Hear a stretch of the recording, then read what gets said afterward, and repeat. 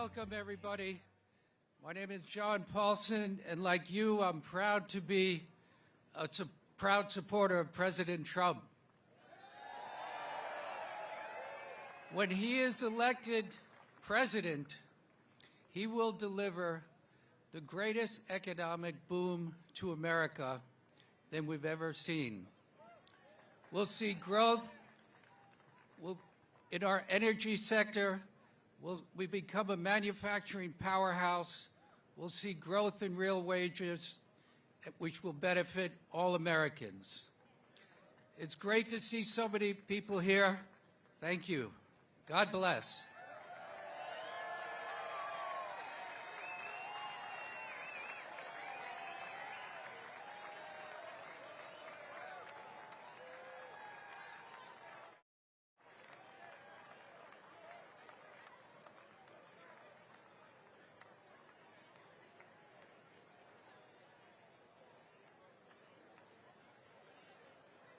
Ladies and gentlemen, please welcome to the stage American investor and founder of the Witkoff Group, Mr. Steve Witkoff.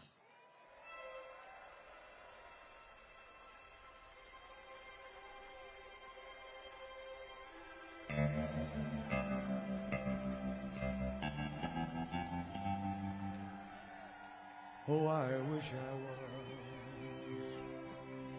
in a land of cotton. Old times there are not forgotten.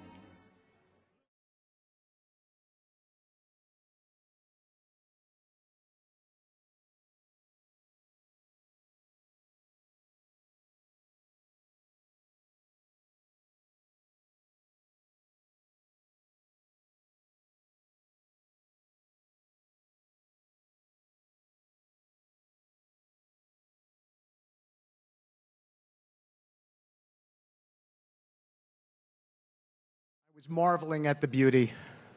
Patriots of Butler, Pennsylvania, it is my honor and my blessing to stand before you today. I'm not just here as a speaker, but I am a dear friend of the president and someone who has had the privilege of knowing President Trump personally, witnessing his strength and commitment to our nation. You know President Trump as a man who never backs down. I've been at his side through some of the toughest moments, and I can tell you, he embodies the leadership we need in these times for our nation.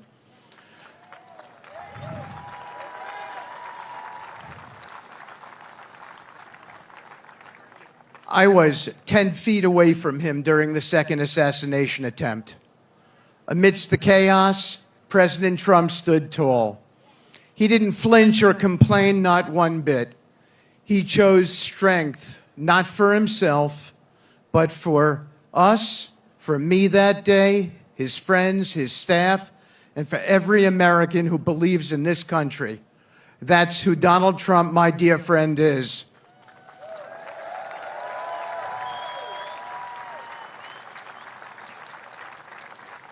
He's a fighter, the toughest fighter I know, who refuses to be broken or beaten. He faces adversity head on and says, "Bring it on."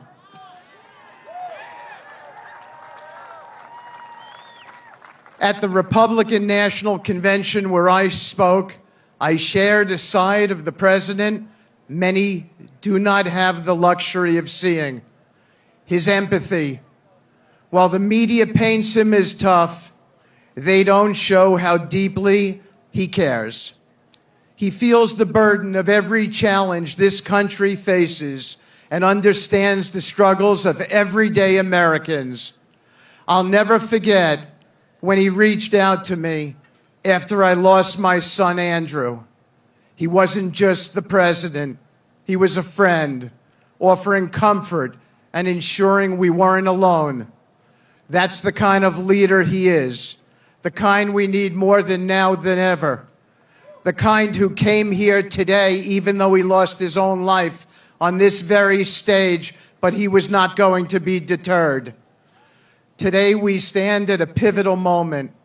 In the wake of the Iranian attack, our nation stands at a crossroads. The world watches to see who will step up to lead us. We need a leader who understands the gravity of this moment, who embodies strength in action, not just in words. President Donald Trump is that leader.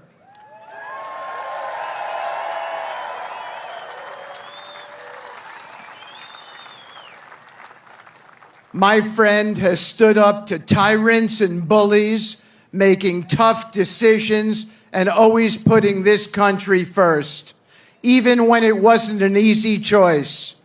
That's why we need him more now than ever. This isn't about politics. It is about the soul of our country.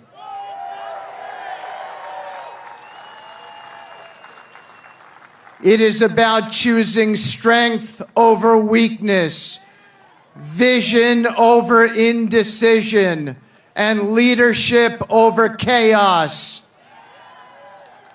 We are living in a time that demands greatness. As Abraham Lincoln once said, you cannot escape the responsibility of tomorrow by evading it today. President Trump understands that. He is the most consequential president in the history of this country. He knows that leading this nation is about taking responsibility for our future, ensuring our children and grandchildren inherit a country that is safe, prosperous, and free. Behind the headlines and the political battles is a man who wants to see America thrive. He believes in every fiber of his being that this country is still the greatest nation on earth and that her best days are yet to come. So as we face this pivotal moment in history, ask yourselves, who do you want leading this country when the enemies of freedom threaten our way of life?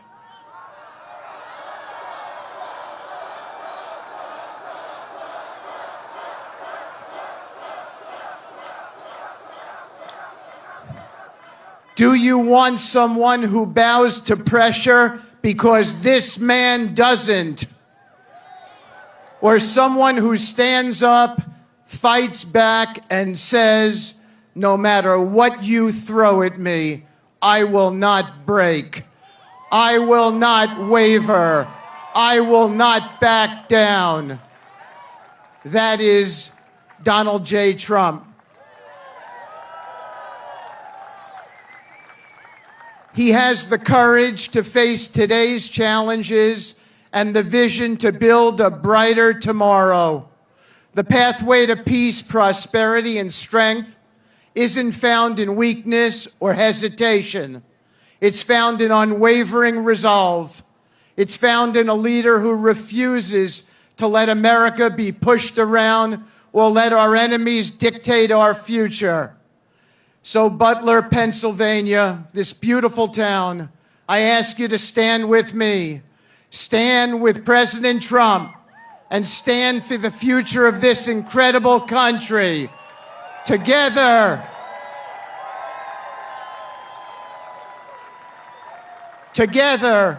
we will overcome every obstacle and make sure America's best days are still ahead. Thank you. God bless you all. God bless President Trump and his family, and God bless the United States of America.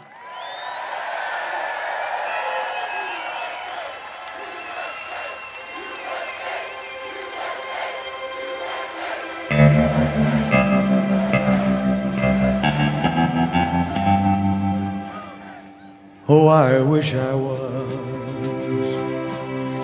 in a land of cotton. Old times are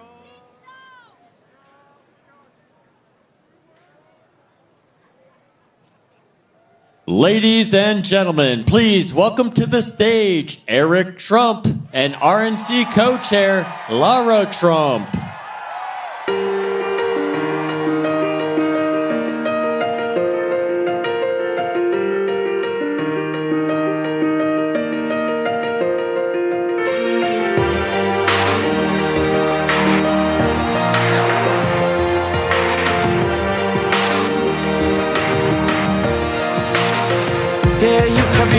greatest, you can be the best. You can be the King Kong banging on your chest. You could beat the world, you could beat the war. You could talk to God, go banging on his door. You can throw your hands up, you can beat the clock. You can move a mountain, you can break rocks. You could be a master, don't wait for luck. Dedicate yourself and you go find yourself. Standing in the Hall of Fame. Yeah. And the world's gonna know your name. Pennsylvania.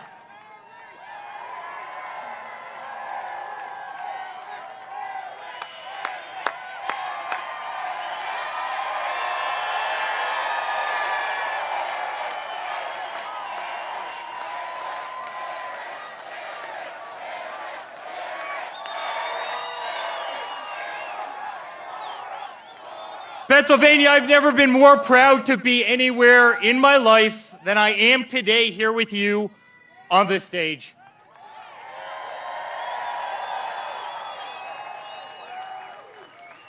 This is a big family.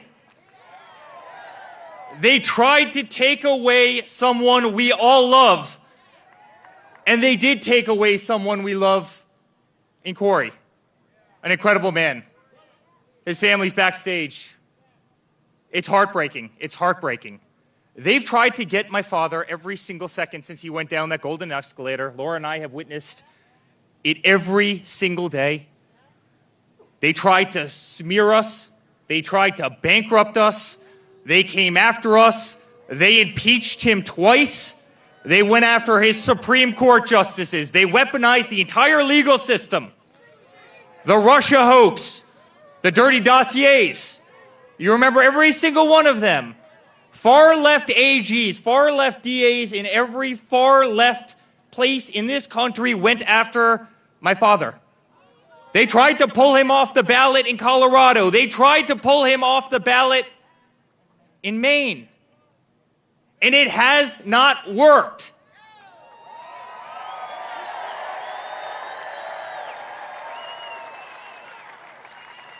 And then, guys, they tried to kill him. They tried to kill him. And it's because the Democratic Party, they can't do anything right. They can't do anything right. You see it this week in the FEMA response in North Carolina, and in Georgia, and in South Carolina, and in Florida. You have people's houses floating down rivers. And what does Kamala do? She comes out and says, yes, I'd like to give that family $750. We send $200 billion over to Ukraine so beautiful young kids can shoot at each other in trenches. $200 billion. We give hundreds of billions of dollars to Pakistan.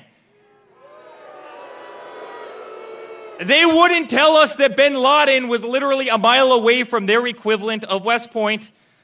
We send hundreds of billions of dollars to them. We gave $150 billion to Iran, a country that chants death to America. And Kamala Harris comes out and says, we're going to give $750 to the person who lost their house in a mudslide. Guys, this isn't America first. This is America last. But the good news, help is on the way.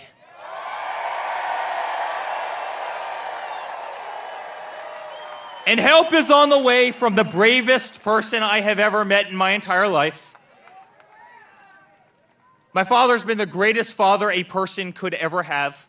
He's been an inspiration to this entire country. And he was an inspiration here in Butler when he stood up with blood running down his face and said, fight, fight, fight.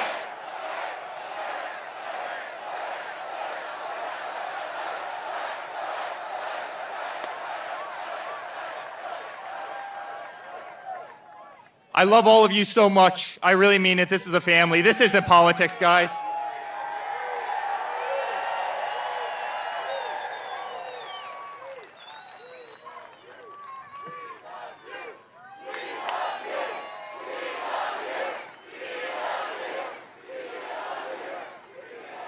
Guys, this isn't politics. This isn't politics. This is a movement of absolute love of hundreds of millions of people who want to save the United States, who want to keep our country number one at absolutely everything we do.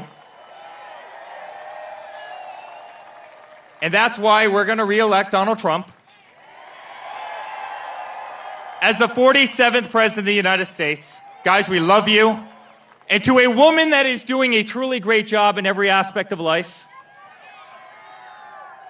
from being a great wife to an unbelievable mother. By the way, I think Caroline and Luke Trump are the most popular Trumps right now. Did you guys see them a couple weeks ago? Vote for Grandpa. Make America great again. But she's doing a hell of a job as the RNC co-chair. You know, I get to go to bed every single night and wake up every single morning listening about voter integrity. It's really great. I'm really, really excited for November 6th when Laura can turn over in the morning and not talk about voter integrity. But she's doing a hell of a job. Ladies and gentlemen, Laura Trump. All right, Pennsylvania. Is anybody here ready to send Donald J. Trump back to the White House?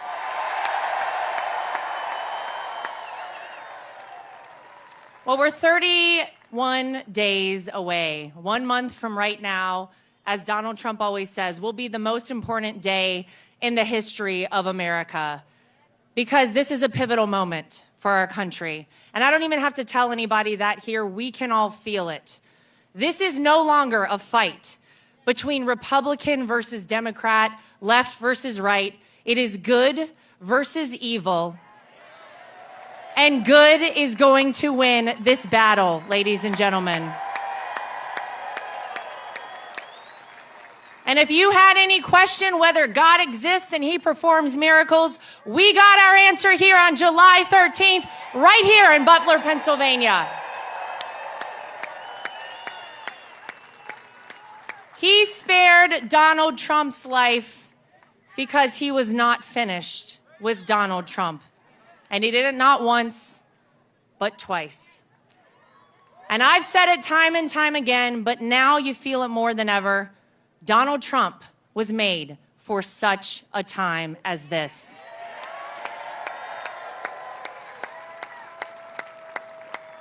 It's such an honor to be back here in Butler. And you know, I knew before Donald Trump even said he wanted to come back here that he would come back to Butler, Pennsylvania, because in life, you can operate with fear and cowardice, or you can operate with strength and faith. And that's what Donald Trump operates with, strength and faith. And that's the kind of leader we need to see back at 1600 Pennsylvania Avenue. We need strength in this country.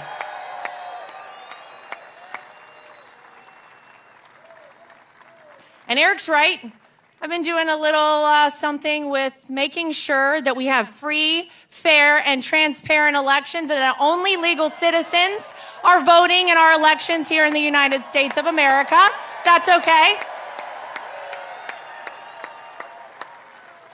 It's been the #1 focus of the RNC since I took over alongside our chairman, Michael Whatley, back in March. We have had a big goal of recruiting 100,000 people to volunteer as poll watchers, poll workers, legal experts on the ground. And we said, I don't know, 100,000 is a lot. I'm happy to report that we have trained 200,000 people across this country to do that. So our message is very clear. If you are a person who is considering cheating in our elections, we will find you. We will track you down and we will prosecute you to the full extent of the law. And if you're an illegal citizen voting in our election, we'll track you down and prosecute you to the full extent of the law, and you're leaving this country. How's that sound? Don't do it. It's not worth it. But real quick, before I go, is everybody in this crowd registered to vote? Well, it could be that you've heard of someone who's been doing so much voter registration right here in Pennsylvania. His name is Scott Pressler. And he has done an incredible job. We have flipped Bucks County and Luzerne County from Democrat to Republican in terms of voter registration. And I would like to invite my friend Scott Pressler to come up and say a few words to you folks, if you would welcome him, please, to the stage right now.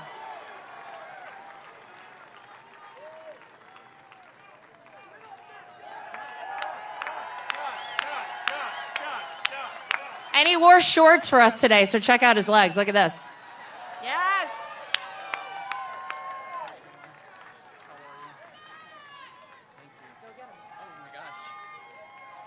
I wish I didn't wear shorts today.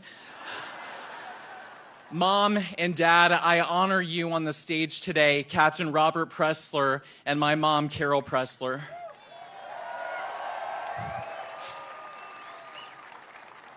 Pennsylvania, you have the power to change the world. Pennsylvania wins the White House, and so please, I ask you today, please check your voter status, make sure you're an active voter registered at your current address, and please visit vote.pa.gov and register to vote today. A message to our union workers: we want your vote. We want to keep jobs here in America. To our beautiful Amish and Lancaster and across the state, we will protect your raw milk, your dairy, your farming, your school choice, your religious freedom, your ability to afford to have 10 beautiful children per family. To our hunters, 30% of you are not registered to vote. Please, our hunters, support the Second Amendment, register to vote. To our truckers that service us every single day, please request a mail-in ballot or vote early, lock in those votes. To our sorority sisters and our fraternity brothers, please, you have the power. If you're going to school here in Pennsylvania, register to vote legally and lawfully here in the Commonwealth of Pennsylvania.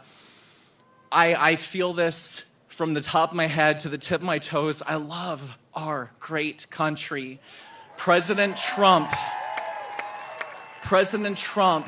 took a bullet for us. Please use your ballot and have his back on Tuesday, November 5th, and deliver Pennsylvania for Donald J. Trump.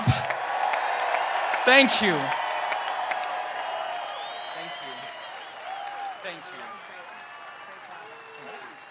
All right, before we go, what we're going to do here today, ladies and gentlemen, is we're going to make a new memory in Butler, Pennsylvania. And this will mark the moment that this election was won for Donald J. Trump. Let's send him back to the White House on November 5th. We love you, Pennsylvania. Thank you. God bless.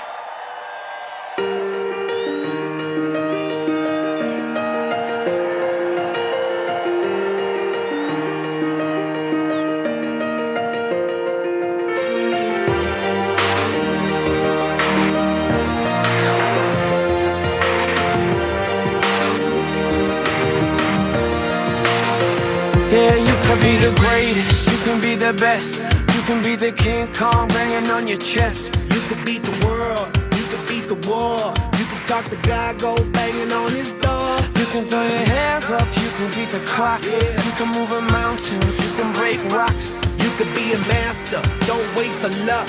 Dedicate yourself and you go find yourself. Standing in the Hall of Fame, Yeah, and the world's gonna know your name.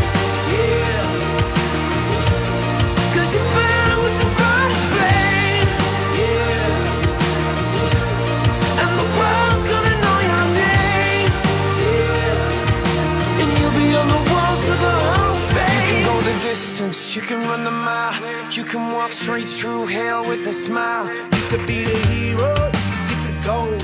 Breaking all the records they thought never could be broke. Yeah, do it for your people, do it for your pride. Are you ever gonna know if you never even try?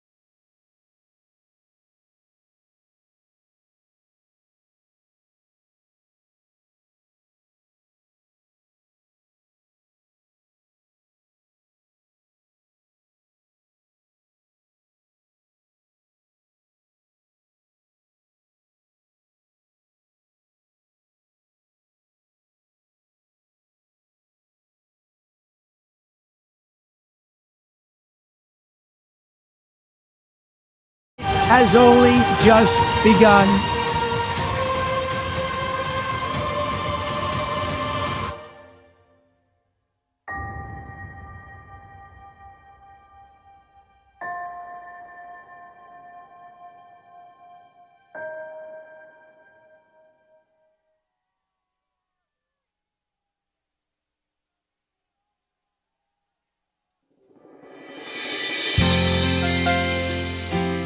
Ladies and gentlemen, please welcome the next president of the United States, President Donald J. Trump. All the things were gone. I'd worked for all my life, and I had to start again with just my children and my wife. Thank my lucky stars to be living here today, 'cause the flag still stands for freedom, and they can't take that away. And I'm proud to be an American, where at least I know I'm free. And I won't forget the men who died, who gave that right to me. And I gladly stand up next to you and defend her still today. 'Cause there ain't no doubt I love this land. God bless the USA.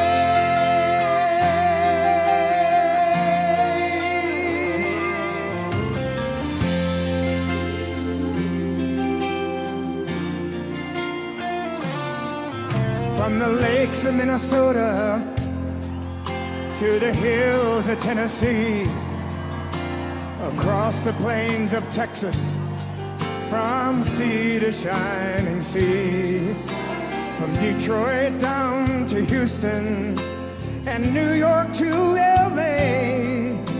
There's pride in every American heart, and it's time we stand and say that I'm proud to be an American, where at least I know I'm free. And I won't forget the men who died, who gave that right to me. And I gladly stand up next to you and defend her still today. 'Cause there ain't no doubt I love this land. God bless the USA.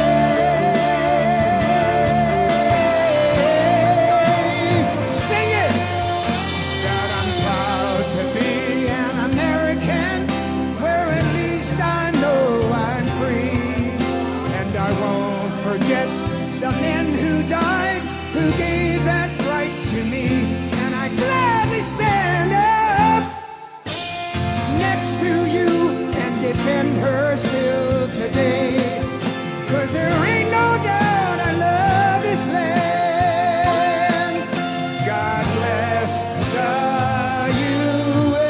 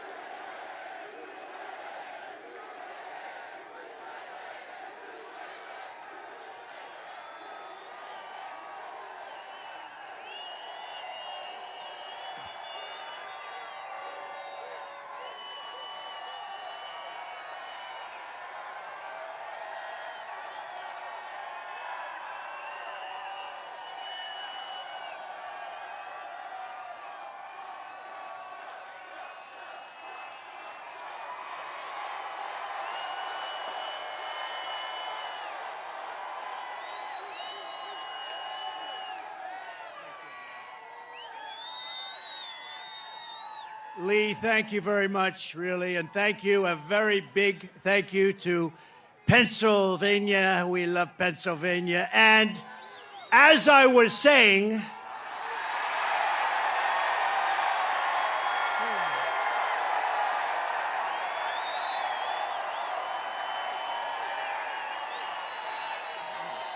Oh, I love that. I love that chart. I love that graph. Isn't it a beautiful thing? But also beautiful because look at the number. That's the day I left office. It was the lowest Border Patrol, the lowest it's ever been. Illegal immigration. Today it's out of control. But I love it for other reasons, too. You know that. So thank you very much. And thank Lee and what Lee has done with that song. And it's such an honor to have it.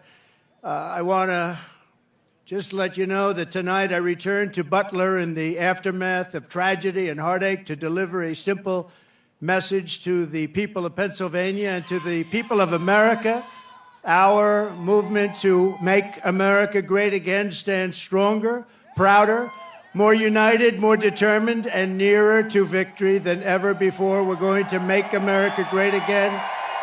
Going to win the election. Going to win the election. And to all Americans, whether you are Republican, Democrat, Independent, Conservative, or Liberal, or you have no label whatsoever, it makes no difference. Our movement, it belongs to you. It belongs to our country. It belongs to our country. And together, in just 1 month, we are going to usher in a new golden age of American security, prosperity, sovereignty, and freedom for our citizens of every race, religion, color, and creed. Exactly 12 weeks ago this evening on this very ground, a cold-blooded assassin aimed to silence me and to silence the greatest movement, MAGA, in the history of our country. MAGA. We love MAGA. For 16 harrowing seconds during the gunfire, time stopped as this vicious monster unleashed pure evil from his sniper's perch, not so far away. But by the hand of providence and the grace of God, that villain did not succeed in his goal, did not come close. He did not stop our movement. He did not break out our spirit. He did not shake our unyielding resolve to save America from evils of poverty, hatred, and destruction. Yet we are here this evening in record numbers. This is a big crowd. This is a big one. This is a big one. Not only to mark the triumph of American spirit, but over, and you know that this is really, truly, in the truest sense, spirit over evil and adversity, but also to pay tribute to some of the best and bravest we have ever known. This field is now a monument to the valor of our first responders, to the resilience of our fellow citizens, and to the sacrifice of a loving and devoted father, a really great man. You know that. Forever afterward,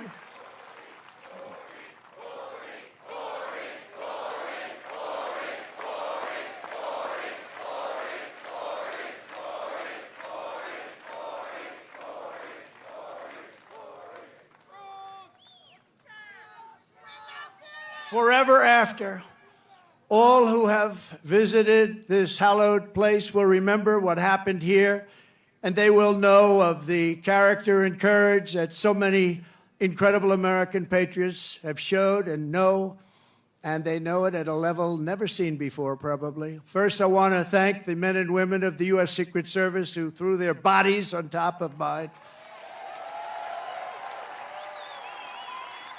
without even a thought for their own lives. They were on top of me so fast.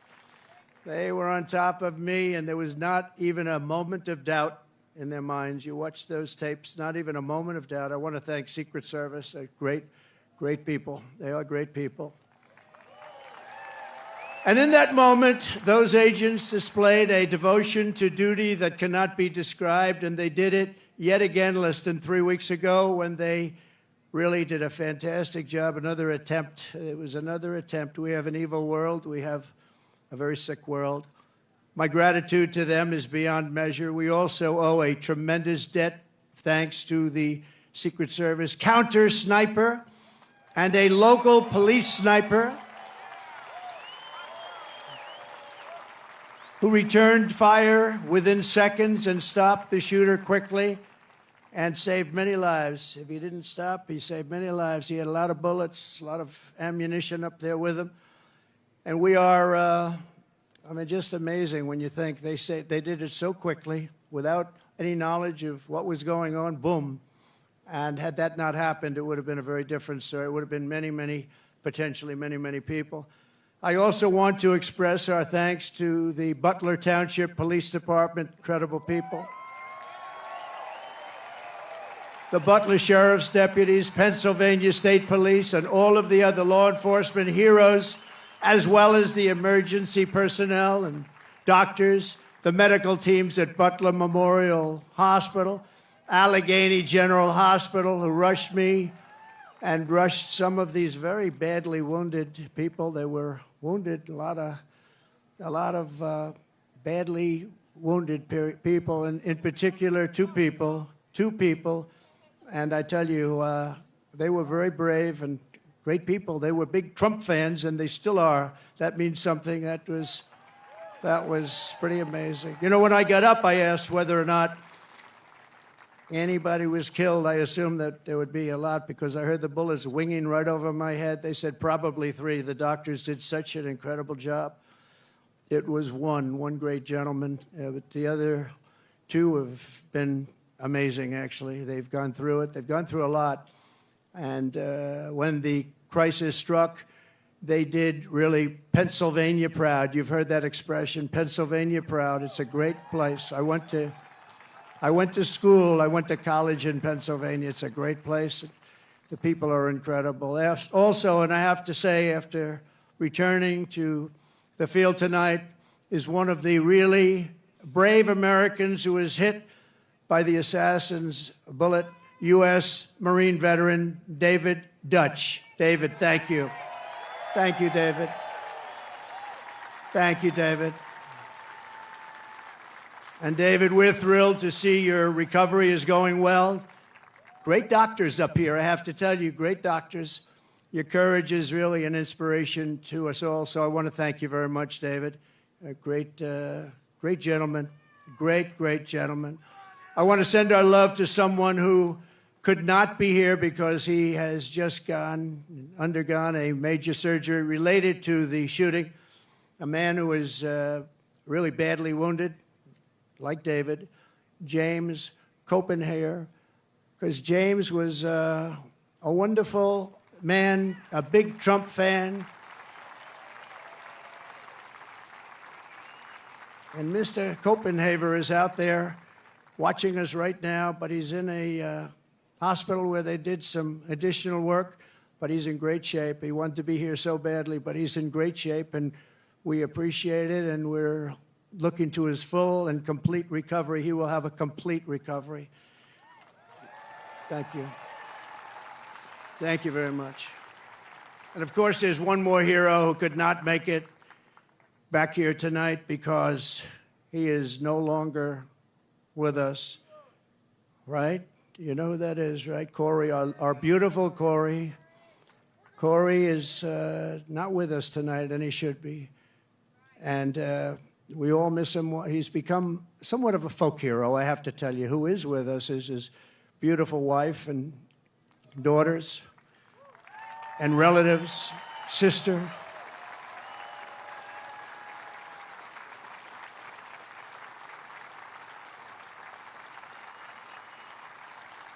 Please, where are you? Where are they sitting?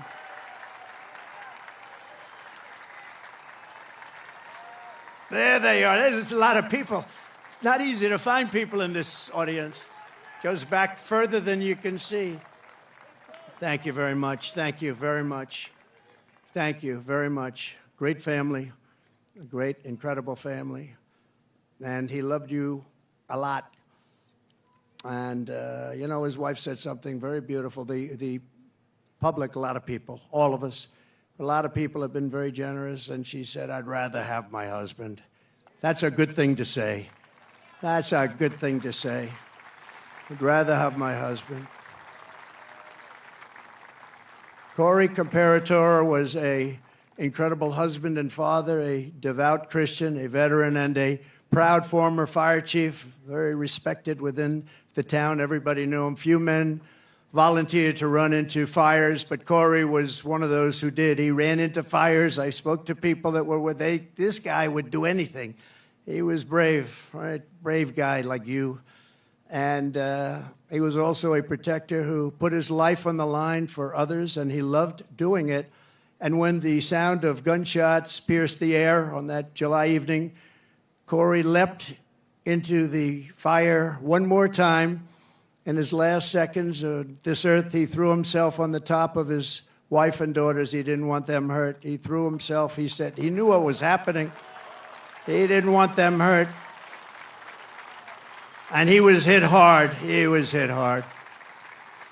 And he gave his life to shield their lives. Every father and husband in America hopes that if the time came, we would have what Corey had. Tremendous courage, tremendous guts, and he wanted to protect his family, and he did protect his family.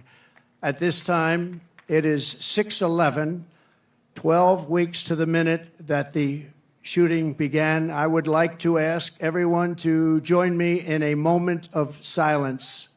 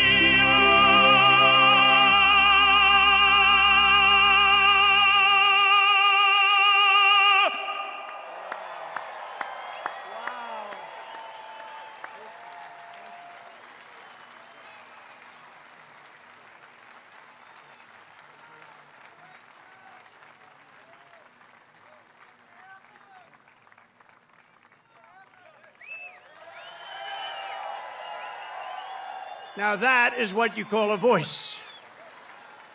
One of the greatest opera singers in the world, and Christopher Macchio, who's truly a great talent, is going to be back when I leave, and I'm going to stay backstage watching every song. He's going to sing 3 or 4 great songs, Nessa Dorma and others. And so I wouldn't leave your seat too fast when we're finished today, but this is in honor of 3 great people, actually, 3 great, and in particular, Corey, And we appreciate it, but that is a real voice, isn't it, huh? That's not... What do you think, Mr. Future Vice President? Pretty good, right? I don't know if you could do that, JD. I don't know. I don't think JD can do that. In the face of murderous hate, Corey answered the most selfless kind of love. We are joined this evening by Corey's incredible widow, Helen, his two precious daughters, Kaylee and Allison, and his sisters, Kelly and Dawn. Thank you so much. Thank you so much. This is an incredible tribute. This is a tribute like no other, and he deserves it. To Helen and the entire family, I can only begin to imagine the depths of your grief, but I want you to know that just like you, we will carry his memory in our hearts for as long as we live. Everybody in this stadium and everybody that was there on that tragic evening, we are thinking about Corey. We think about him a lot. I know he's looking down on us right now from heaven, smiling at his beloved wife and daughters and his mother, Karen, and his entire family. His entire family. And he's with you, and he's going to be with us for a long time because, you know, some people just don't die in vain, and what he's left behind is incredible. And so God bless you, Corey. God bless you. Thank you very much. God bless you. You know, I just one little story. Helen told me that on the day that they came to the rally, Corey was really excited because somebody gave him great seats right up front here with the people from North Carolina, the ladies from North Carolina. This is their 227th rally. I don't know what's going on with them. Those beautiful ladies. But they always seem to have good seats. You know? But Corey had the best seat in the house, and he was telling his wife and family on the way over in the car, he said, I'm telling you, he's going to invite me up on the stage, because I do that sometimes. I take people, we invite them up on the stage. And she smiled, thinking it'll never happen. And little did anyone realize that Corey would be on the stage 3 months later in an almost immortal position. And that's where he is today. He's on the stage in a, I think it's a truly immortal position. So the love that he showed on that day and throughout his life is the love that sustains the entire movement, love that our families have, and it's love of our communities and love of our country. It's a force more powerful than any hatred and malice, because even in the darkest hours, it shines forth as a guide, and it guides us like nothing could ever guide us. It guides us really like a candle in the night. And so it's love like Corey's that is joining us to save our country, that's going to heal our country, and that is going to reunite our country as one nation under God, indivisible, with liberty and justice for all.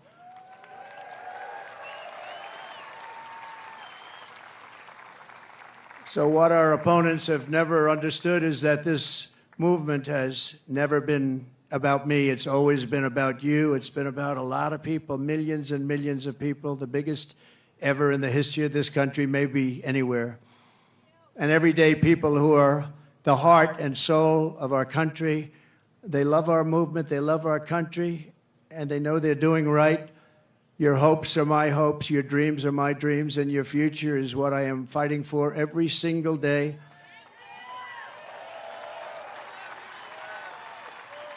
And now I have a great companion in J.D. Vance. How good was he the other night? How good?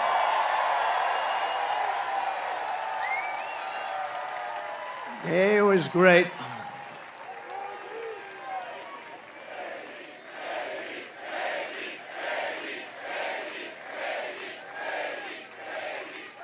He was great.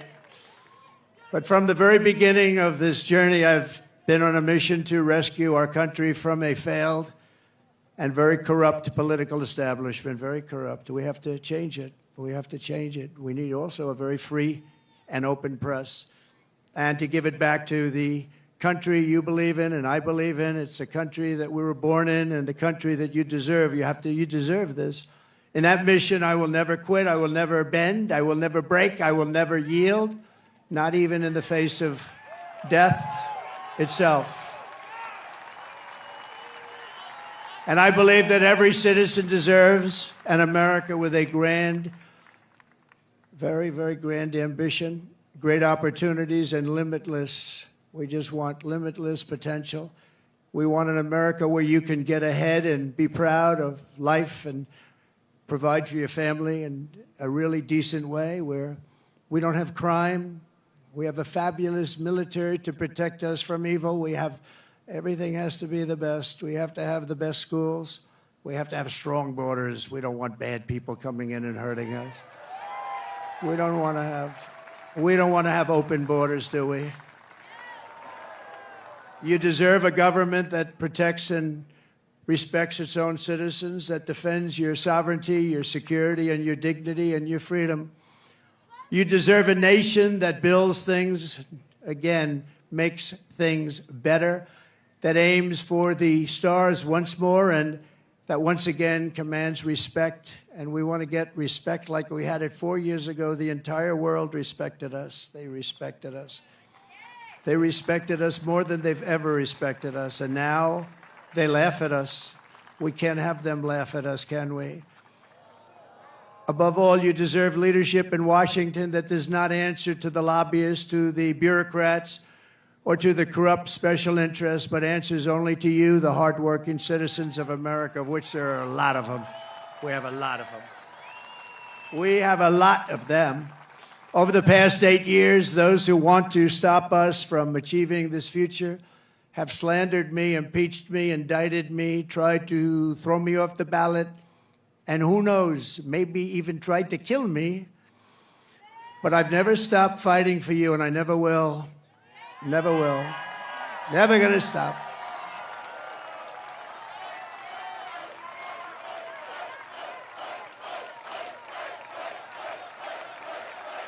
Thank you.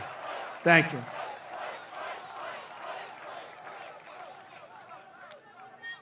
And in turn, you have always stood with me. You have always stood with me, no matter what. You saw what was going on. You saw the hoaxes and the scams. You saw everything that went on. We are a team. We're a great team, I think. We're probably the best team ever in the history of our country, if you really think about it. We've fought together. We have endured together. We have pushed onward together. And right here in Pennsylvania, we have bled together. We've bled. We've had 3 people that really got hit hard. 2 of them made it. Great doctors, great doctors. They weren't supposed to make it. I wasn't supposed to make it. People said, my great doctor at Butler said, "Sir, you're the luckiest man alive. This would be a good time for you to go out and buy a lottery ticket." I've never seen anything like. I almost went out and bought a lottery ticket. I'll take it. And 31 days from now, here in this great Commonwealth, and all across our land, we are going to win together. We are going to vote together. We're going to win the greatest election in the history of our country, maybe the greatest election all time.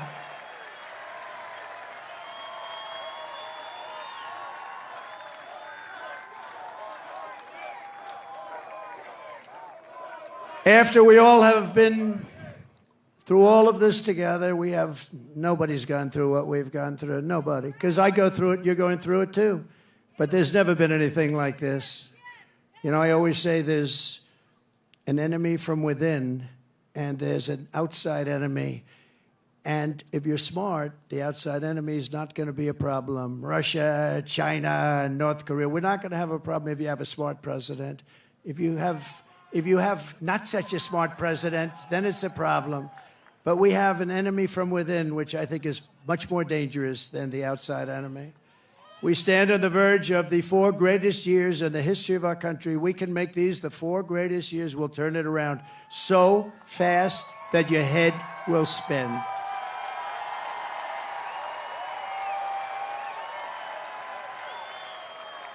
With victory on November 5th, we are going to redeem America's promise and unlock the extraordinary future that is just within our reach. It is now within our reach. Think of it, 1 month from today, 1 month. We got to get there. We got to get there. They'll drop all sorts of bombs. They'll be hitting you, JD. They'll be hitting me. These people, they'll hit and hit.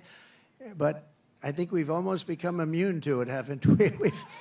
we've become immune to it. You got a little dose of it, a couple of little doses. No, that's the only way. That's the only way they can even think about winning, with open borders. Who wants open borders? Who wants men playing in women's sports? Who wants sex change operations for illegal aliens in holding bins? No, I don't think so. We will begin a new era of soaring income, skyrocketing wealth, millions and millions of new jobs, and a booming middle class. We're going to boom like we've never boomed before. And we're going to unleash a manufacturing renaissance right here in Pennsylvania, including fracking like we've never fracked before. We're going to frack, frack, frack. You know, our opponent said, there'll be no fracking, no fracking. We'll never frack, we'll never frack. Then she started seeing poll numbers, by the way. And by the way, speaking of poll numbers, do you mind if I mention poll numbers? Because I only mention them when they're good. I never mention it. But one that's hit me really amazingly, Rasmussen, very highly respected poll. JD, it just came out. I don't think you heard this one, but this is a shocker. You know, they always say the Democrats will win the Hispanic vote, but we've been creeping up rather rapidly. And Rasmussen is one of the most respected polls. I mean, Republicans would get 4, 5, 6, 9, 10%. They just came out with a poll. 62% for Trump. Think of that. Think of that.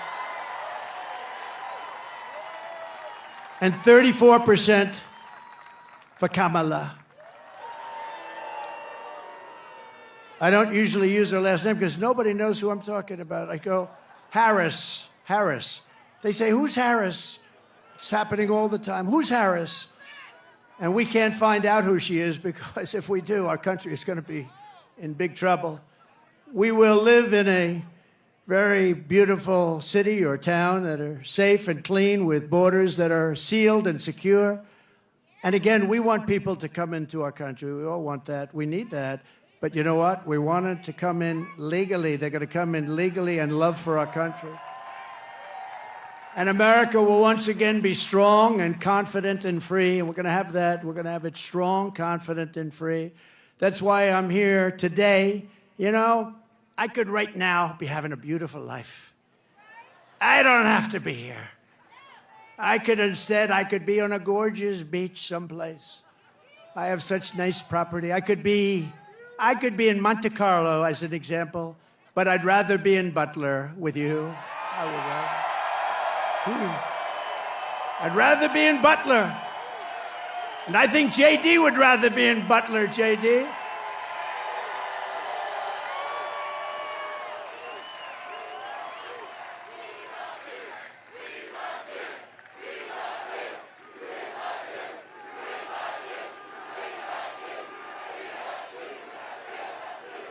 No, I'd rather be here, because we're doing something. You know, they got a lot of rich guys that go, nobody cares about them. I had one about a month ago, very, very rich guy, and he called me up. He said, President, I've known him for a long time. I don't say how long because I don't want my wife to hear that number. It's a long time. But he's very successful, and he said to me, sir, could you do me a favor? The guy's worth billions of dollars. He said, could you do me a favor? I can't get into a restaurant. Do you think you could call them to get me in? And I said, what the hell is the good of being rich if you can't get into a restaurant, right? And I called the maitre d'. Hi, I'm a little embarrassed. Hi, this is Donald Trump. I recognize your voice. I said, would you do me a favor? A friend of mine is online about a mile back. This is a very successful restaurant. And he's got his wife. I described the wife. Could you possibly go get them? Could you go get them and bring them in? And he did. And my friend called me up the next day. He said, thank you very much. Thank you. Oh, doctor, please. Doctor in the house. Thank you. Thank you. Thank you very much, doctor. Yeah, thank you. Take your time, doctor, please. We got plenty of time, right? We got a lot of time.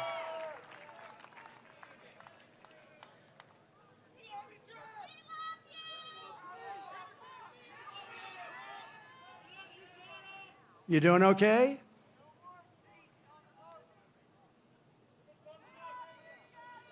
Take your time. We've got to protect our people, right? Take your time.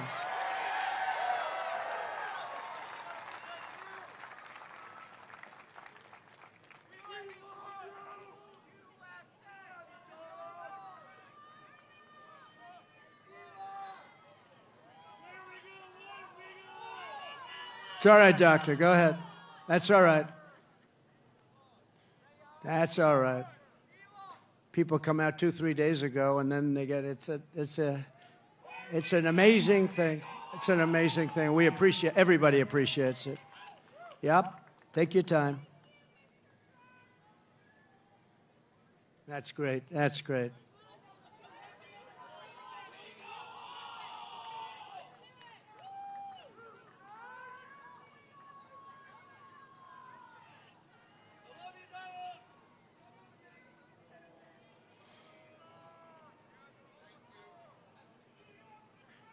Do we have the greatest people in the world? We have the greatest people in the world. First responders, thank you very much.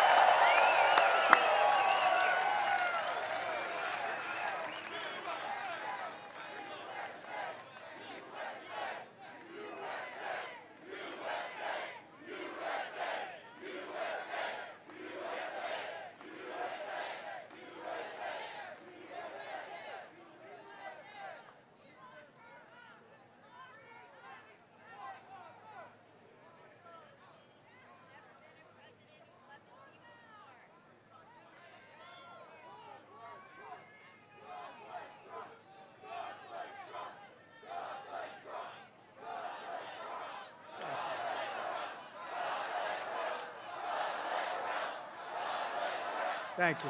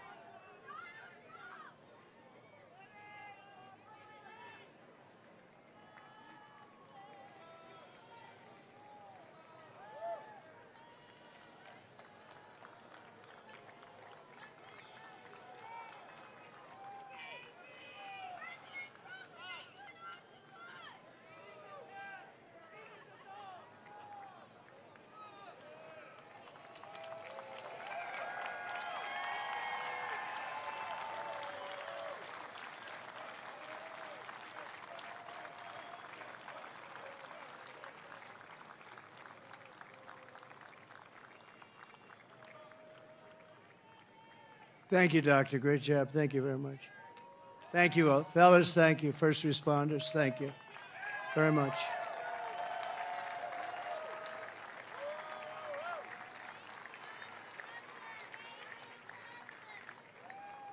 People are here for a long time, and we appreciate it very much. And so sometimes that happens. A lot of times that happens, actually. But she'll be great. You watch. So 12 weeks ago, we all took a bullet for America, and all we are all asking is that everyone goes out and votes. We got to win. We can't let this happen to our country. We can't take another 4 years like this. We won't have a country left. We're not going to have a country left. And all of this will be for nothing if you don't get out and vote. It will all be for nothing. We will have talked about it, and if we do it, it'll be the greatest achievement, I think, in the history of politics for all of us for this age. Because we're going to change our country around and fast. We're going to do things that nobody thought were possible. We're going to do them fast. So Pennsylvania, it's time to stand up for America and a time to save our country. This is really about saving our country. It's never been like this. When you look at the crime, look at the crime. Look at the people that are coming in, murderers. 13,099 murders let in over the last short period of time. Murderers that have been released from penitentiaries, prisons, jails, released into our country. Crime rates all over the world are down. They're taking their gang members and their criminals, they're taking their people in jail, and they're releasing them into our country. We can't have it. You know, we just can't have it. How do you get more simple than that? They're releasing murderers, they're releasing drug dealers, they're releasing gang members and criminals, human traffickers. Mostly they traffic in women, and they're releasing them all into our country, and they're emptying their jails, and their crime rates in Venezuela are way down because, you know, but it's not only in South America, it's all over the world, in Africa, the Congo. There are a lot of people coming out of the Congo in Africa. They're coming out from Asia. They're coming out from the Middle East, Yemen. They're coming out from Yemen. A lot of people coming out of Yemen. And they're known terrorists, and they just release them into our country from countries unknown also. They know nothing about the people. Oh, go right in. These people are crazy. And we have to win. We'll stop it immediately, and it will be a big deportation. We're going to deport these people. We're going to get them out of our country immediately, or we won't have a country. And if we win Pennsylvania, we will win the whole thing. The whole thing will be won. So for the sake of our families, for the sake of our children, we will keep on going. And as the expression goes, I mean, I'm a little embarrassed to say it, to be honest with you, but I'm going to say it because a lot of people do say it. We will fight, fight, fight. We're going to fight for our country. We're going to fight for our country. And together we will save this country, we will restore the republic, and America's future will be bigger, better, bolder, brighter, happier, stronger, freer and greater, and more united than ever before. Our country will be united. You'll watch, you'll watch. You know, we had the most successful country ever, maybe in the world during my term. We had the greatest economy that we've ever had. And you know what was happening? We were uniting. The other side, radical left people were coming over. They wanted to meet. They were coming over. Women, men. If you look at population, our black population, our Hispanic population, our Asian population, everybody was doing better. People that went to the best schools and best colleges in the world got the highest marks, and people that couldn't get a high school degree, everybody was doing better, and our country was coming together. And then we got hit with COVID, a gift from China. Some people would call it the China virus. And we did a great job on that, too. We did a great job, but the world was disturbed. $60 trillion in damage worldwide, millions and millions of, tens of millions of people killed. And we still, during this 4-year period, we had the greatest economy, one of the great countries of the world. And we left with a stock market that was higher than it was just prior to COVID coming in. So what we did was something really incredible. But we had the greatest, most successful country ever. We had the greatest economy in our history, and we're going to do it again, and maybe even better. We learned a lot. We learned a lot about people and about doing things and what works and what doesn't work, and we're going to do it, and it's going to be quick. It's going to be quick. And we're going to have safe cities, and we're going to have great cities again, and we're going to have a capital in Washington, D.C., which is right now crime-ridden. You leave from the great Commonwealth of Pennsylvania, you go drive down to Washington, D.C., and you drive down and you end up getting murdered, you end up getting hurt, you get mugged. We are going to straighten out Washington, D.C. We're going to make it again the most beautiful capital in the world. We're not going to have graffiti. We're not going to have graffiti on our marble columns. We're not going to have roads that have potholes all over them and medians that are falling into the highways. We're going to run it properly. We're going to change it. We're going to run it properly. It's an embarrassment to us. Can you imagine foreign leaders coming in and running over roads that haven't been paved in years? We're honored to be joined tonight by one of the people who is going to help us build this incredible future, and he is a truly incredible guy. And I don't say that often. He's a great gentleman. He's done such an unbelievable job for North Carolina, for Georgia, for Alabama, for Florida, for Tennessee. His name is Elon Musk. He saved free speech. He created so many different great things. Where is he? Come on up here, Elon. He created the first major American car company in generations, and his rocket company is the only reason we can now send American astronauts into space. Come here. Take over, Elon. Yes, take over.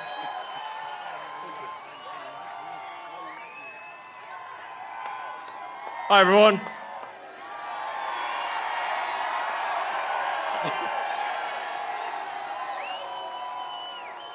As you can see, I'm not just MAGA, I'm dark MAGA. Well, first of all, I want to say what an honor it is to be here. And, you know, the true test of someone's character is how they behave under fire. And we had one president who couldn't climb a flight of stairs, and another who was fist pumping after getting shot. Fight, fight, fight! Blood coming down the face. Now, America is the home of the brave. And there's no truer test than courage under fire. So who do you want representing America? Yeah, absolutely. And I think this election, I think it's the most important election of our lifetime. This is no ordinary election. The other side wants to take away your freedom of speech. They want to take away your right to bear arms. They want to take away your right to vote effectively. You got 14 states now that don't require voter ID. California, where I used to live, is just passed a law banning voter ID for voting. I still can't believe that's real. So how are you supposed to have a proper election if there's no ID? It's just meaningless. And free speech is the bedrock of democracy. And if people don't know what's going on, if they don't know the truth, how can you make an informed vote? You must have free speech in order to have democracy. That's why it's the First Amendment. And the Second Amendment is there to ensure that we have the First Amendment.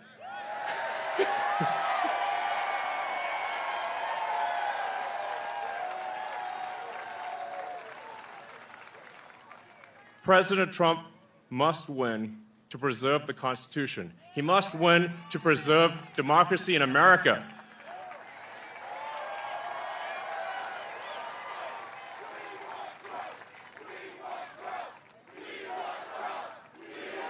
Yes.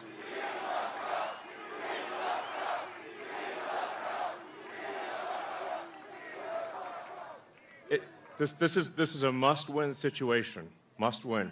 So I have one ask for everyone in the audience, everyone who watches this video, everyone in the live stream. This one request. It's very important. Register to vote. Okay, and get everyone you know, and everyone you don't know, drag them to register to vote. There's only 2 days left to register to vote in Georgia and Arizona. 48 hours. Like, text people now. Now. Oh, and then make sure they actually do vote. If they don't, this will be the last election. That's my prediction. Nothing's more important.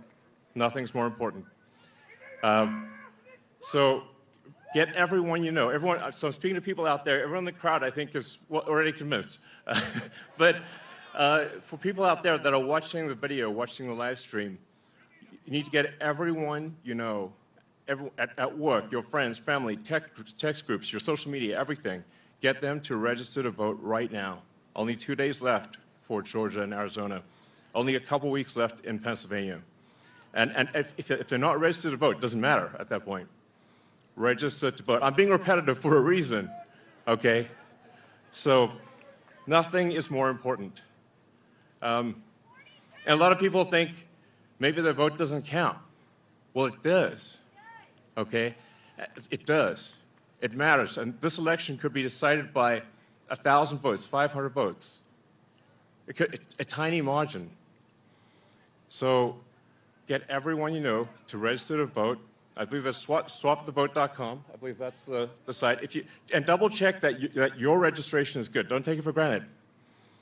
I'm just being repetitive about this point because it is the one takeaway more than anything that will matter is getting those registrations and then getting everyone you know to actually vote. That is what will decide this election, especially in Pennsylvania.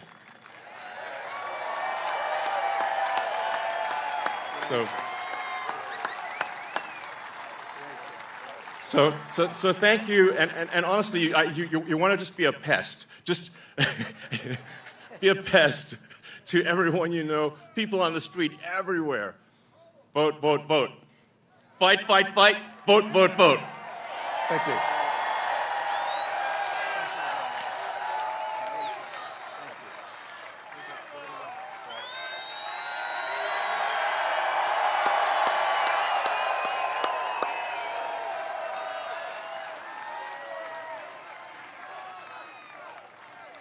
What a great guy. And he'd rather be making rocket ships, because he'd really rather do that. Nobody better. I think he's got 90% of the rockets that go up. But Elon, thank you very much. Incredible, incredible. What he says is true. What he says is true. You know, we're all having fun here tonight, but if we don't register and if we don't vote, we're just going to look upon this as another sort of nice day in our life, but it won't even be a nice day. We're going to look back and we're going to say, wow, it's a lot of time, a lot of effort. We got to win. If we don't win, it's, as he said, it's just not important. We have to save our country, so you have to get out and vote. You got to get out and vote. You got to get your friends and vote because, you know, they play a lot of tricks, this particular other side. Elon's a very nice guy. He doesn't want to say it, but they play a lot of tricks. We can't let it happen. We can't let it happen again. We can't let it happen. And one thing, they showed us how bad they are. They showed us how bad a job they do. So that's one thing we got from this 4 years. They've done the worst job. It's the worst president in the history of our country. It's the worst vice president in the history of our country. And if you watched over the last couple of days, they are doing, this is a Katrina for them. This is one of the worst, they say it's the worst job ever done on helping people through the ravages of a hurricane. And they're watching, she's out there campaigning in San Francisco, a place that she ruined, okay? She ruined San Francisco.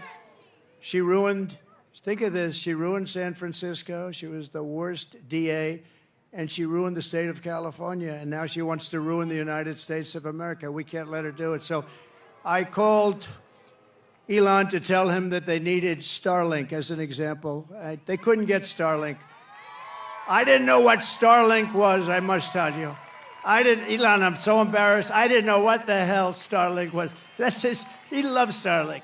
He can tell you every little screw that's needed, every wire. Me, I didn't know. But when I was in North Carolina and Georgia just the other day, yesterday to be exact, but they were saying we have tremendous communications, especially in North Carolina, and we have tremendous problems. We have no communication. The poles were ripped down, the wires were underwater, houses were destroyed. Possibly 1,000 people, maybe more, will be, there's 600 people missing. Missing is not good, because you know what missing means generally. That's really bad. And they had no communication. They had literally no communication with, they called it the mainland, because the water was so crazy. It was like they were in the middle of a lake, and they'd never seen anything like it. And they said, do you know somebody named Elon Musk? I said, yeah, I happen to know him a little bit. He just endorsed me, actually. Although he endorsed me a long time ago, but he still... To me, every day is a good endorsement from Elon. Nobody's smarter than Elon. And they said, could you do us a favor? Could you help us? We're trying to get Starlink, and it's very hard to get. Most people say you can't even get it. I called up Elon. I said, North Carolina's in big trouble. Georgia's in big trouble. They need communication. They have none because their poles have been knocked down and their wires are underwater and even dangerously underwater. But they have no communication. Elon, could you do something about Starlink, whatever the hell that is, Elon? Whatever Starlink, that's all they want to hear is Starlink. And an amazing thing happened. I got a call from one of the top people in North Carolina. I got a call from another great person in Georgia. And I wasn't finished with my phone call yet. And they got word that Starlink would be delivered to the States. I said, no. And I said, what the hell is he? What kind of a system is that? Normally, you'd have to hang up, and he'd go and call people. He did it during the phone call. What kind of a system do you have? That's why he's a very advanced. He is a very advanced person. But I want to thank you, Elon, because I got it. And I said, how does it work? 2 days later, how does it work? They said, much better than the wires. So now I'm saying, why the hell aren't they? You're going to come out very well anyway. And he also said, you don't have to pay me. You pay me someday when you get the money back. You don't have to pay me. He wanted nothing. He's a great guy. Thank you, Elon, for being here. Thank you very much. Great honor. Great honor.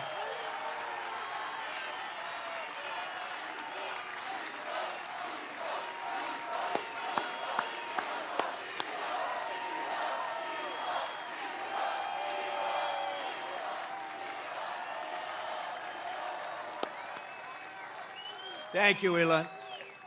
And that's heartfelt. I can't even see the end. That's a lot of people here today.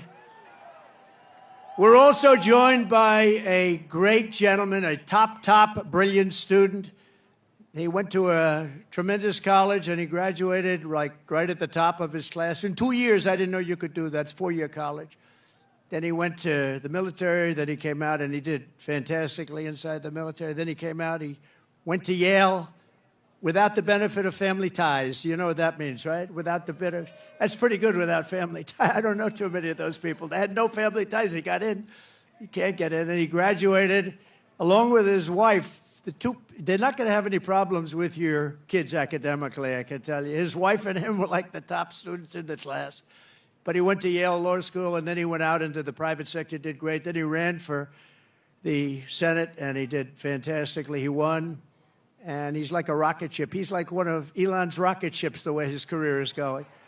But you see why, because he's a really brilliant guy. And you saw that the other night in the debate, right? You saw that the other night in the debate. You know the expression they have? If that were a fight, they would have stopped it, right? So I just want to thank JD. I was always confident in that pick. And we had great people, too, JD. We have every one of those guys were great. Every one of them would have done a great job. It was amazing. But we appreciate the job you're doing. And he's also very energetic. And he'll go on anywhere. He'll go on MSDNC. I say, oh, he's on that. He'll go on CNN. It's like he has no problem. He swats him like this. He has no problem. No, it's true. Other people say, sir, I'd rather not do that one. I'd rather not do that one, sir. I'd rather not do them because they are, very. With him, he doesn't care. He says, they're not going to outsmart me. So I want to thank JD. You've done a great job. Thank you very much.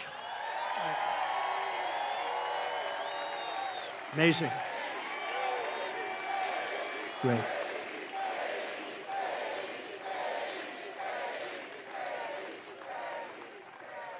We have a lot of senators and a lot of people from Congress. I'm going to introduce a few of them that are really outstanding, and they are warriors and they're great patriots. Senator Eric Schmidt. Where's Eric Schmidt? He's around here someplace. Nice, tall, handsome guy. Thank you, Eric. What a great job you've done. He helps us so much with the Senate, and we've got a great Senate. We have to get a couple of more senators elected. I think it's going to happen, too. I think it's going to happen. We have members of Congress here. Dan Muser. Dan, where's Dan? Great. Great job. Real warrior. These are warriors. Guy Reschenthaler. It's the hardest name in the Senate to pronounce, but I've learned how to pronounce it. Guy, thank you very much. Great. Where's Guy? Guy, thank you very much, Guy. Glenn G.T. Thompson. Fantastic guy. Thanks, Glenn. Great job. John Joyce. Thank you, John. Great. Corey Mills. He's out there fighting, too. He's out there. He is out there in North Carolina, Georgia. He's out there helping people. Mike Waltz, who's a tremendous national security asset. Thank you, Mike. Thank you, Mike. Okay, and a man who was my doctor. I got to know him as a doctor in the White House, right? And then before that, he was actually an admiral, and then he went to the White House. He was a great admiral. He was a great doctor. And I love him for one reason. They asked him in the White House, the press, the fake news media said, who is the most? He was the doctor for Obama, Bush, and Trump. That's pretty good, right? White House doctor for the three of us. He said, the press, who is the healthiest of the three? He said, definitely it's Donald Trump. There's not even a contest. And I love that guy. When he said that, JD, when he said that, I said, I like this guy. So then he said, sir, he was leaving the White House. He said, I'd love to run for Congress. And he ran against 28 people. They were all running for the Republican primary because whoever won that primary is going to win. I think it's a Trump plus 48. Whoever wins gets 48. 48-point start. And not only did he win, he won easily. And now he's one of the most popular people in Congress and one of the most talented, maybe more importantly. Ronnie Jackson. Ronnie? Where's Ronnie? Where is he? Oh, good. Thank you, Ronnie.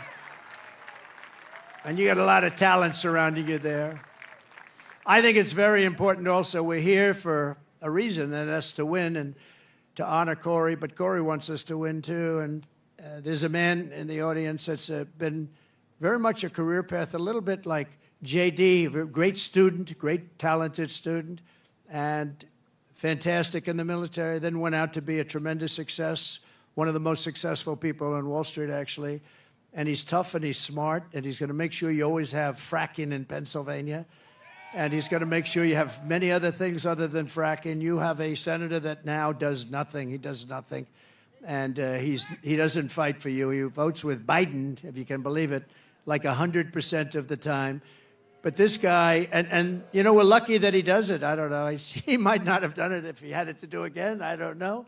But I think he's just one of the most outstanding people anywhere in the country to run for office. And we're lucky that he's doing it, and he's got a real shot. He's doing very well in the polls. It's hard to beat somebody that's been there a long time, but this is somebody that's been there a long time and did nothing. He did nothing. And his name is David McCormick, and he's great, and I hope he's going to be your next senator.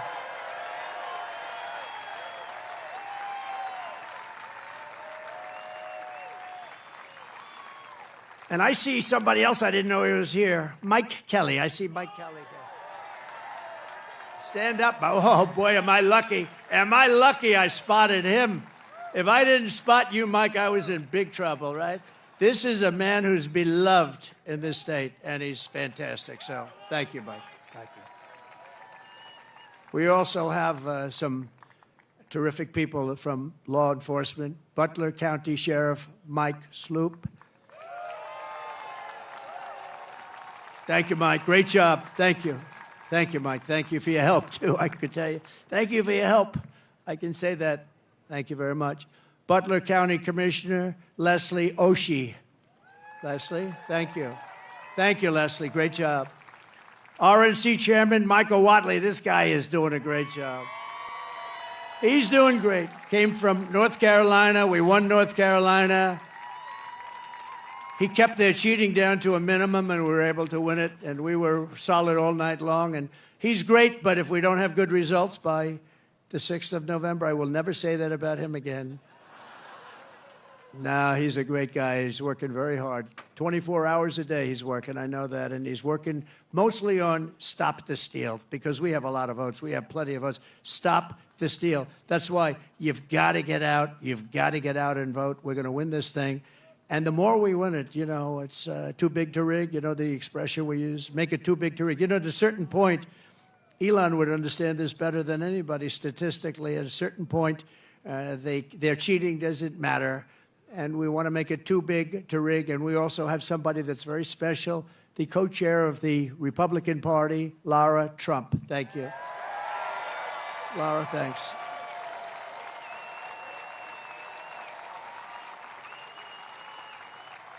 And, you know, oftentimes with families, they say, oh, you know, why did you put that one in or this one in, and all the different people. So many people have problems with that. In her case, everyone said, how the hell did you get her to do it? She has been unbelievable, so thank you very much. Comes from North Carolina, and I have a feeling she's going to be spending some time down there a little bit. And she's married to my wonderful son, Eric, who's right here. So, Eric, please stand up.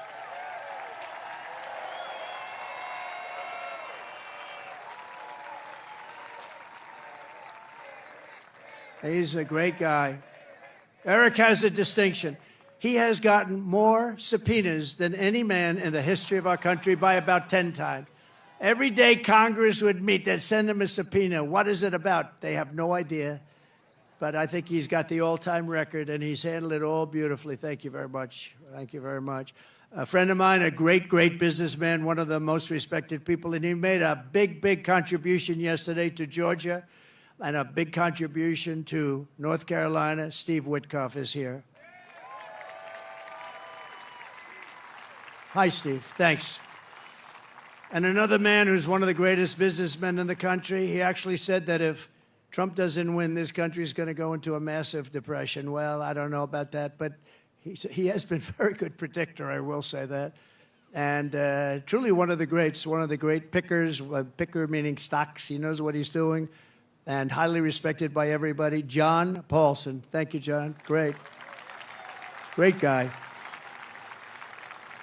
Now, we have so many others, and I won't do it because we have to really get out of here before it gets too cold for people. But I love it much better because there's one teleprompter. Not that I use the teleprompters too much. Isn't it nice to have a president that doesn't need a teleprompter?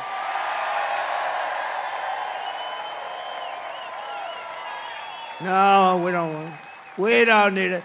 But this one was right smack in the sun. Great job back there, fellas. They said the teleprompters are working fine. Well, thank goodness. Did you see what happened the other day with the teleprompter with her? That was not a pretty sight. The teleprompter went off and she went off too. She didn't know what the hell happened. And you know, teleprompters are very dangerous because they go off a lot. You have to be prepared for them to go off cold blank.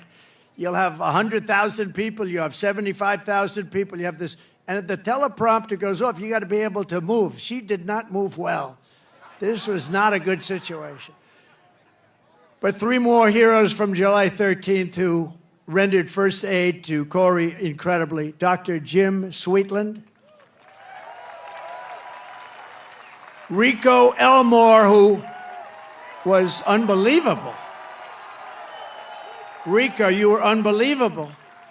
He ran over, National Guard. He ran over and grabbed Corey, and Corey was still living, and he was doing mouth-to-mouth resuscitation on a man who was really in bad shape like nobody's ever seen, and his family appreciates it, and I do too. So thank you, Rico, very much. Right? Amazing, amazing, amazing the people that we have. And you learn about them under times like this. That's when you really learn. So we're going to be seeing Rico again. And Ed Shear, fantastic job. Thank you, Ed. We appreciate it. Thank you, Ed. Thank you. Thank you very much, Ed. Great job. In addition, this evening, we have to send our prayers and support to all the families affected by Hurricane Helene. This has been the worst hurricane response by a president and vice president since Katrina, and this is simply not acceptable. Those people, I was there yesterday with North Carolina and Georgia, and I'll tell you, and by the way, the governor of Georgia is doing an excellent job, but we have other people that aren't doing a good job, and we have to have them do a good job. But the federal government is doing a very bad job. They are not doing the job, and we have death and destruction that we haven't seen maybe ever. It's a real bad one, and they have to get people there because they don't have people there. They don't have the people. Kamala wined and dined in San Francisco, and all of the people in North Carolina, no helicopters, no rescue. It's just what's happened there is very bad. They're offering them $750 to people whose homes have been washed away. And yet we send tens of billions of dollars to foreign countries that most people have never heard of. They're offering them $750. They've been destroyed. These people have been destroyed. The one young lady washed, you saw that with her son. I mean, I wish I never saw it, but just washed away. Your son was washed away with the grandparents, and so sad. And they're giving them $750. And think of it, we give foreign countries hundreds of billions of dollars, and we're handing North Carolina $750.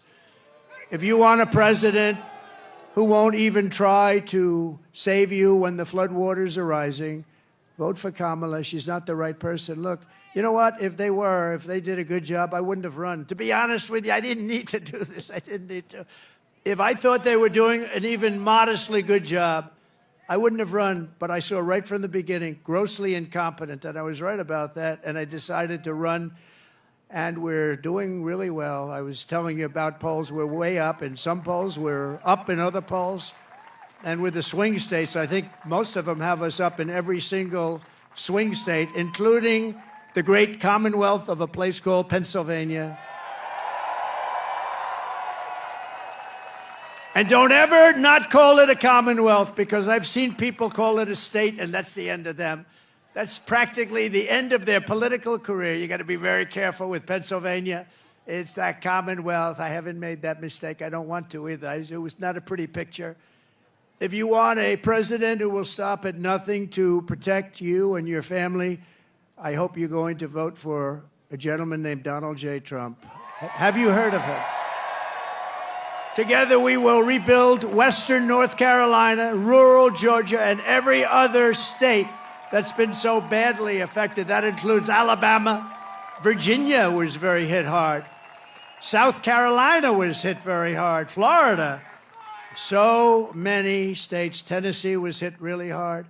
They were all hit, and we're going to work with them. And, the next president is going to be the one that really, once they got to get this done. But once that happens, the next president is going to be the one that has to really help them. And J.D. will be there to help them. I know that. 2024 is the most important election in the history of our country. And here are the facts. My opponent, Kamala Harris, is the most incompetent and far-left nominee ever to run for president. You know, she's much further left than crazy Bernie Sanders. You know that. She wants to open borders. She took the most secure border in U.S. history and turned it into the worst border in the history of the world. Remember, she was appointed border czar. She says she wasn't now after 3 years, but she was. But whether she was or not, she was in charge of the border. And the other day I saw her get up and say, we will do this, we will do that. Why didn't they do it 4 years ago? Why didn't they do it? The damage is so bad, and so it's been done. She let in 21 million illegal aliens from all over the world, from prisons and jails and mental institutions and insane asylums, and they're terrorists at record levels, at levels we've never seen before. She cost you $29,000 a family through inflation price hikes, and now she wants a larger tax hike. She wants to go the largest tax hike in American history. There's never been a tax hike like what she's proposing. She's going to raise your taxes a minimum of $3,000. She's a big taxer. And she was the original creator of Defund the Police. I think for all the sheriffs over here, if you're a partner in Defund the Police for even 2 days, you cannot be president. But she was one of the founders of Defund the Police, and she still believes that, by the way. I don't know how anybody could, but she still believes that. And if she ever had a chance, there's a good possibility she'd go back to it. Can you imagine? Somebody's robbing our house. Well, there's nothing we can do about it. That's what they say there's nothing. You know, they tried it. And you know where they tried it? In Minnesota with our vice president. And it wasn't working out too well. It was working out very well for the robbers and the criminals. That's the only one it was working out well for. Kamala Harris vowed to abolish ICE. She wants mass amnesty and citizenship for illegals. And worst of all, she lost. And this is maybe the worst thing in the whole, that nobody talks. The fake news won't mention it. She lost more than 325,000 migrant children that are now dead in slavery or just plain missing, probably never to be seen again, never to see their parents again. But this isn't like, this is 325,000 have been lost. She praised the idea of a 70% to an 80% tax rate. She imposed a natural gas export ban on Pennsylvania, which is killing your energy workers and your pricing. You know, you have one of the highest energy costs in the country, and yet you're sitting on top of a massive amount of energy that she doesn't want to get. It's been a disaster for your state, and now she's vowed repeatedly. Now, all of a sudden, she changed her mind. But when, you know, with politicians, it's always the first statement that comes out to be the one they want. So she spent 14 years knocking fracking. We're never going to have fracking. We're not going to frack. All of a sudden, a little while ago, she came out, I love fracking very much. No, she'll go back to it. And she even endorsed free sex changes for illegal aliens in detention at taxpayer expense. I don't think Elon likes that idea. These are not ideas that Elon Musk likes too much. And it was just announced yesterday in California, and he took this one from me. I'm so upset. But think of it, that the far less than average governor, Gavin Newsom, has banned any and all ID requirements from voting and registering to vote. You're not even allowed to mention the fact, Elon, you're not allowed to mention the fact. You can't say, may I see your ID? If you do, it's a criminal act. This is a takeover of the country. You're not allowed to ask for an ID. If you do, it's a criminal count. Other Democrat states are following. This is only so they can cheat. There's only one thing that you do this for, so that you can cheat on elections. There's no other conceivable reason. Kamala Harris is a radical left Marxist. She is a woman that's not respected in Congress. She was laughed at Congress. Nobody thought she could win. You know, they did a coup. Whether you like him or not, I'm not a particularly big fan, but we had a debate, and the debate ended, and all of a sudden they come to him and they say, we want you out. You're not going to win the election. And he said, I don't want to get out. He got 14 million votes. If you believe in democracy or a system, he got 14 million votes, and she got none. She was the first one out, 22 candidates, and she never made it to Iowa. She quit before Iowa, and now she's running, and that's okay. But, you know, we spent $150 million beating Biden, and as soon as he was down and out for the count, they said, let's take him out. We'll give somebody else to run. Never happened before. We do a lot of firsts, I will tell you.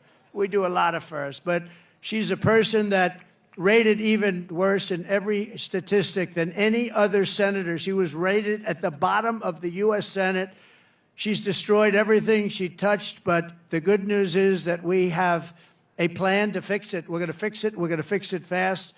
Nobody is going to stand for open borders. Nobody is going to stand for a bad military. Nobody is going to stand for education that's not proper. We're moving education back to the states. You're going to be running your own education. So we have, you know, in education, so important is what's more important than education, but we rank at the bottom of every list. They rank 40 major countries. We're at the bottom. But we're top of the list as the cost per pupil. We spend more per pupil, per student, than any other country anywhere in the world. So we're number one in that, and we're number 38, 39, or 40 every single time.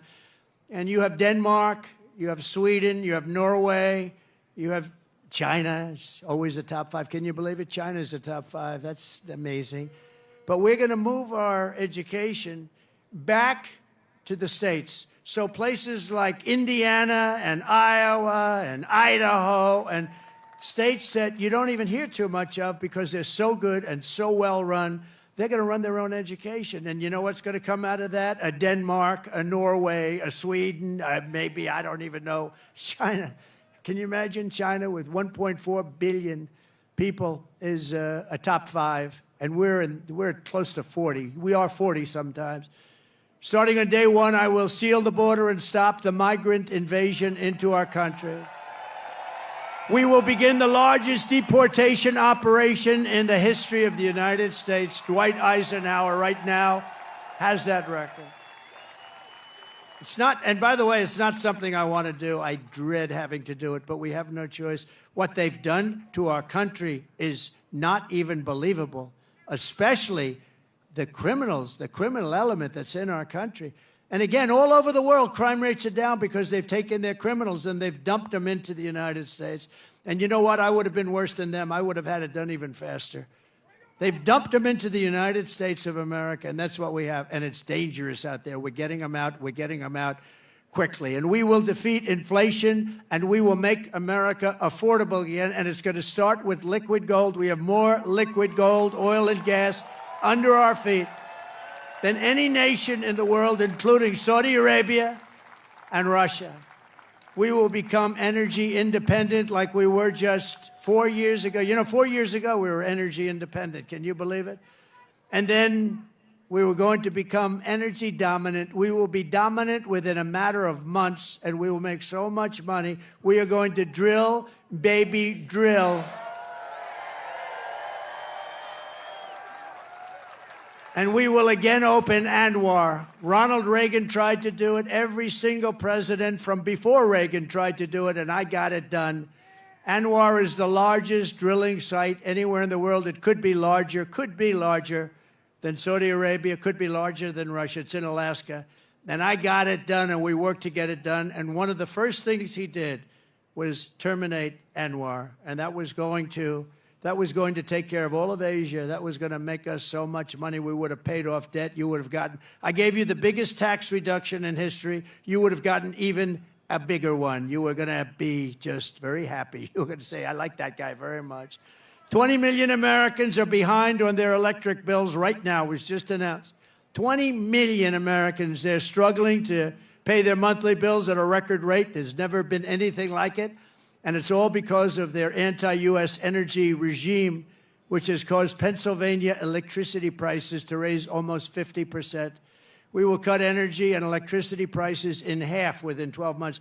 We will have your energy prices, your air conditioning, heating, cars if you buy a Tesla, which is good. It's good.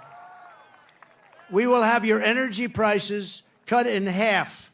It'll be cut in half within a period of 1 year from January 20th, which is the day we take office. And that's going to save you a lot of money. And that's going to, in turn, bring down the prices of everything because, you know, more than anything else, people tell me about the groceries. The groceries are groceries. They use and what they're talking about is food. Everything's going to be coming down when we do that. We're also going to get your interest rates way down. We will bring automobile manufacturing back to the United States at levels never seen before, and we will turn the United States into a manufacturing superpower again. It hasn't been there in many, many years. We had it started 4 years ago. The centerpiece of my plan for a manufacturing renaissance will be a 15% made in America corporate tax rate. In other words, if you make your product in the United States, you get a rate. So I cut it from 39% to 21%. Everyone said that was impossible. I got it done, and we had the best boom we've ever had. We did more revenue when we had it at 21 than when it was at 39. Think of it, much more. The following year, we did much more. And then I'm going to take it from 21 to 15, which will make us the most competitive country in the world. Nobody will be able to compete with us. But that 15 rate only goes for those who make their product in America. They have to make their product here, otherwise they pay 21. And we will protect those companies moving into America and all of our existing companies with stiff tariffs placed on companies that don't move in. If they don't come in, if they don't want to make their product here, that's fine, but they're going to be tariffed. We have to protect our companies, and that's what we're going to do. The only way they can get out of paying those tariffs is to build their plants and factories in America. We may even be able to get Elon to build some of them. I think we will. And hire American workers for the job. We're going to hire American workers for the job. We will pass the Reciprocal Trade Act. If China or any other country charges us 100 or 200% tax, then we will likewise charge them a 100 or 200% tax. We had a lot of problems on that one with the Senate, and we're going to get that done. Think of it. They charge us, and we don't charge them. Now they charge us, we're going to charge them the same thing. Reciprocal, it's reciprocal. I will not let Mexico, China, or any other country sell cars into the United States to the detriment of our auto workers who will do better than they have ever done. We're going to bring back the car business like it was 50, 60, and 70 years ago. Everyone's going to want to be back here. And I will not approve Japan buying U.S. steel 70 years ago, the greatest company anywhere in the world. It was the greatest company anywhere in the world, and now we have Japan buying U.S. steel. I don't like that. We will deliver massive tax cuts for workers, and we will have a policy that I think is so great. No tax on tips. No tax on overtime. And no tax on Social Security for our great seniors. No tax. And you know, when you think of it, our seniors were hurt so badly. Inflation has killed our seniors. You know, they have a fixed income, and it just got worse and worse every week, every month. It's gotten worse and worse, and it's just horrible. And they haven't gone down. They've only gone up. Prices have still only gone up. And while working Americans catch up, we're going to put a temporary cap on the credit card interest rates at 10%. People are paying 28% interest, 25% interest. I will always protect Social Security and Medicare with no cuts. We're not going to do anything with Social Security, but they're going to destroy Social Security because all of the migrants coming in are going on between Medicare, Social Security, other programs, and nobody is able to afford it. I will settle the war in Ukraine. I will end the chaos in the Middle East, and I will prevent, I promise you, World War III. We're not going to have World War III. And right now, we're very close to having it. We will lead the world in space exploration. Thank you, Elon. We will lead the world in military, and we will reach Mars before the end of my term. Elon promised me he was going to do that. I don't know. Can you do that? Stand up. Can we do that? He wants to reach. I think he's going to do it. JD, work on him. Work on him.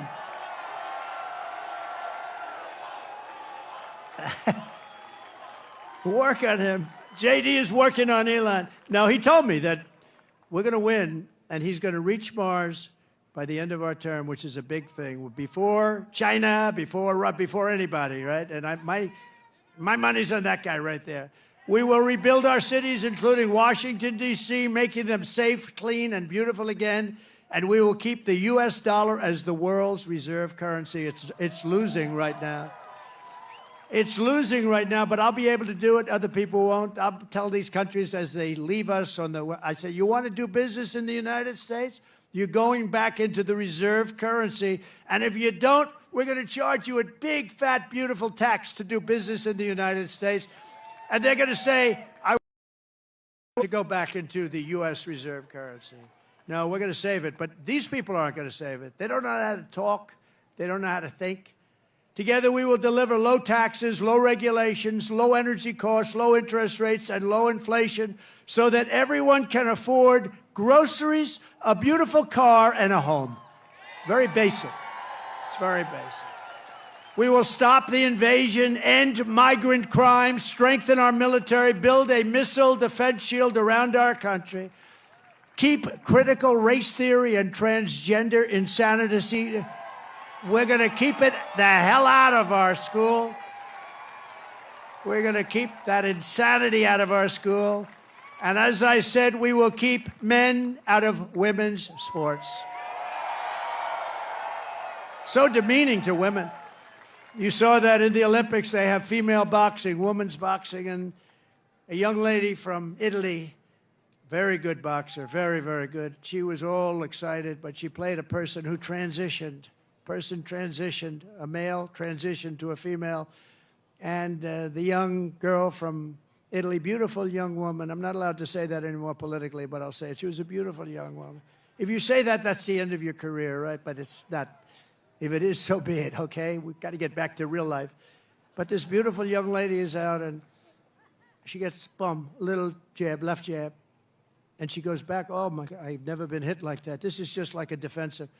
Then he goes, the corner say, you can take her. You can. So they push her out. Boom, another one. And she says, that's enough. I can't do it. I can't take it. I've never seen anything like that. So we had two people that transitioned. Both people, shockingly, won the gold medal in their division. So it's crazy. And if you look at weightlifting contests, they're the best of all.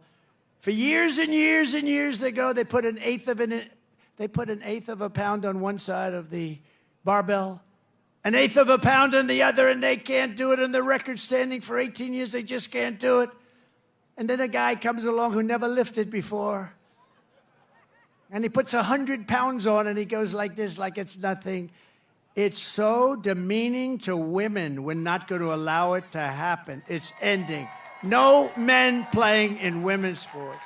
And we will defend the Second Amendment, protect religious liberty, restore free speech, and we will secure our elections. Everyone will prosper, every family will thrive, and every day will be filled with opportunity and hope. We need hope. We need the American dream back, don't we? We're going to have the American dream. We're going to have the American dream, so every kid in your family is going to grow up and say, I want to be like Elon Musk. I want to have 200 billion in cash. I'm going to be like Elon Musk. That's the American dream. But for that to happen, we must defeat Kamala Harris, and we must stop her country-destroying, radical left agenda once and for all. We cannot have it happen. So you must get out and you must vote. Here in this incredible Commonwealth, we stand on the shoulders of generations of Pennsylvania patriots who gave everything they could give, every single thing for their rights and for their freedom. Pennsylvania is where our founding fathers declared American independence and sounded the beautiful Liberty Bell. It's where the Army weathered its brutal winter at Valley Forge, where General George Washington led his men on a daring mission across the Delaware, and where generations of tough, strong, beautiful miners and steelworkers put Pennsylvania's spirit into every single thing they did. And from Gettysburg to Germantown and Philadelphia to Barron Hill, and from Brandywine to right here in Butler, this is the place where Pennsylvania patriots poured out their blood with the love of their country. They love their country so much. And so in honor of all those American heroes who came before us, we will press forward, we will push onward, and together we will win, win, win. We're going to win, win, win. Nothing will sway us, nothing will slow us, and no one will ever stop us, no matter what dangers come our way, no matter what obstacles we must face. We will keep striving toward our magnificent American future.